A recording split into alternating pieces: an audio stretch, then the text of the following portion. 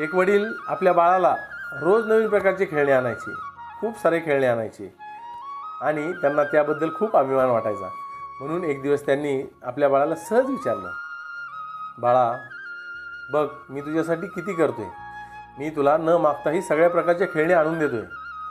त्यावेळी ते बाळ काय म्हणलं असेल, त्या बाळाने खूप समर्पक असं उत्तर दिलं. ते बाळ म्हणालं, बाबा मला कुठलीही खेळणी आणू नको, मला फक्त तुझी रोजची 10 मिनिटे दे आणि ही 10 मिनिटे तू माझ्याशी फक्त खेळ. हे वाक्य ते बाळ बोललं आणि त्या बाळाचं आयुष्यच बदलून गेलं.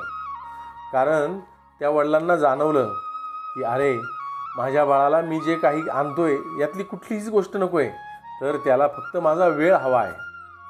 कारण आपण ज्यावेळी आपल्या बाळाला असा रोजचा 10 मिनिटे जरी जाणीवपूर्वक वेळ दिला, तर ही त्याच्या आयुष्यभरासाठी